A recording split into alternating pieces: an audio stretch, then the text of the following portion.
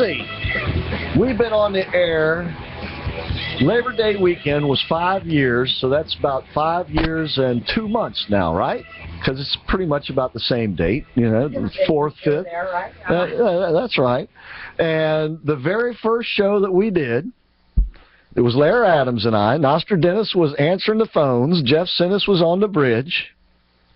And during that very first show, which was 2 hours long on that Sunday night, a long time ago, doesn't seem so long, though, I said that if the President of the United States, that being, of course, Barack Hussein Obama, were standing in the studio at that very moment, I would snatch him by the shoulders, jerk him over to me, and give him a big old kiss right on the lips. Hollywood style? No tongues, mind you. Ooh. Ooh. That really makes me sick. I got other mic with that one. And the reason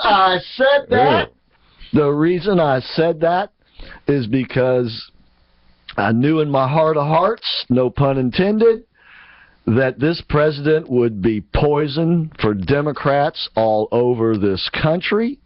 And it happened again last night. Welcome to the show, folks. That's right. I am Christopher Hart, puckered up lips and all. And I'm in the studio tonight with Mike, the chairman of the board, McMath, who's shaking his head going, what have I got myself into tonight? Chris, cancel dinner, buddy. He got foul taste in his mouth now. I said Hollywood, I swear, he just grimaced now.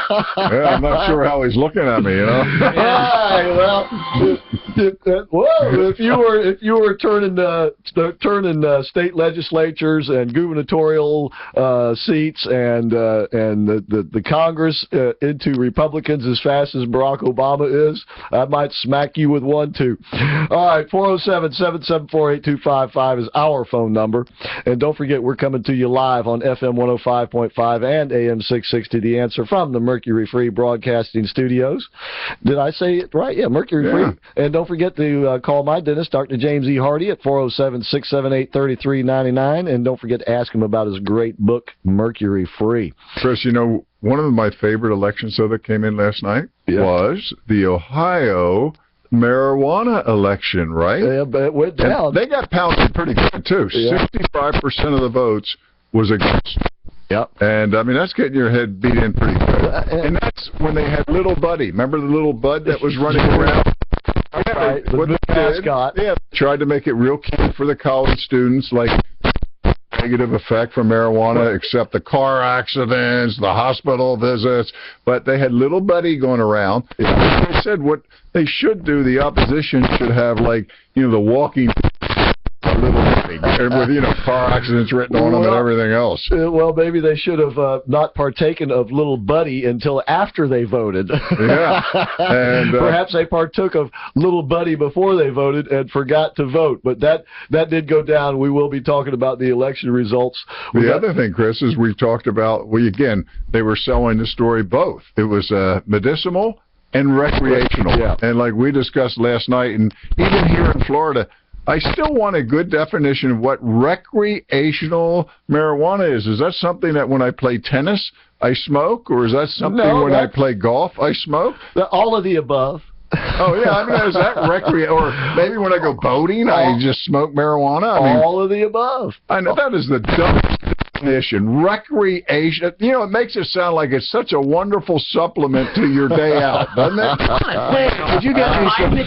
Yeah. Besides the beer, bring some recreational marijuana. For a lot of people, are you talking about distorting an effect of a product? Oh my God! Well, in terms of politics, I guess that's the deal, right? You lie, never stop lying. Well, which the Democrats know well. Well, they definitely know how to do that. But when it comes to that particular issue, that may not bode well for the Florida next year. People down here favoring that sort of thing because Ohio and Florida are sort of similar in constituencies. Type of people, exactly, and especially if the Republican nominee, whoever that may be, is a good, strong nominee and has long coattails. Unless that nominee is Rand Paul, that would be bad news for that particular amendment as well. I think they need to adopt Little Buddy, though. I would love to see him walking along the I street, don't you know, know. like you like two little stick legs and some big giant butt, right? You know what I mean? I think it'd be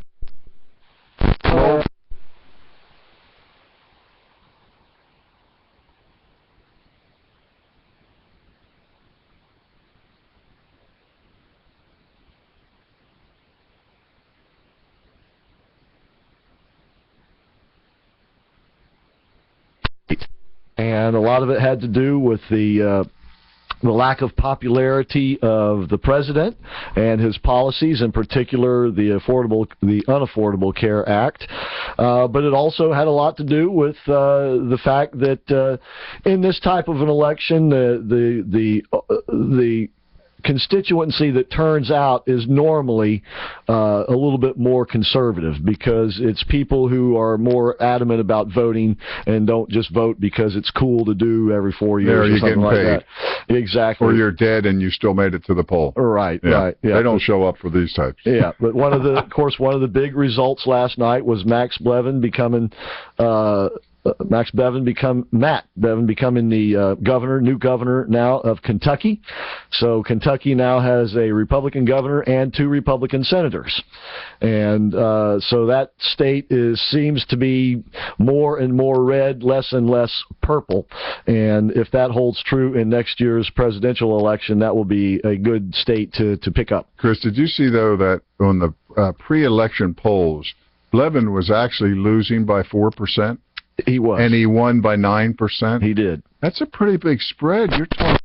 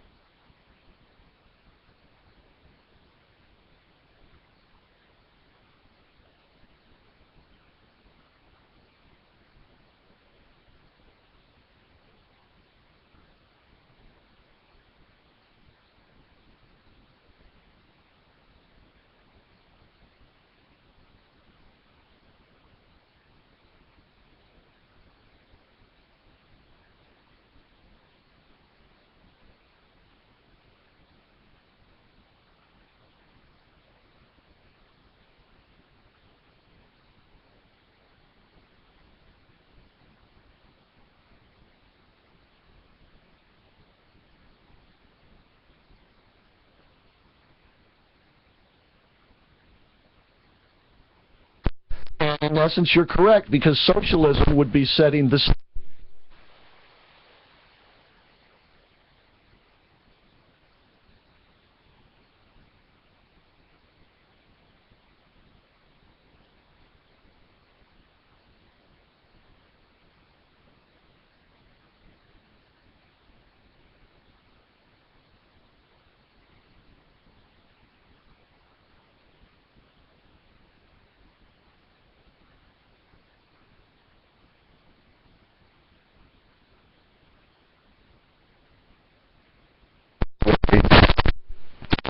these people into oblivion that are representing the Democratic Party. How could you not embarrass them just by statistically going through everything, history? Well, part of the problem is that Republicans have allowed liberals to control the dialogue for so long that a lot of people out there actually think socialism is a good thing. Well, they don't understand what it's all about.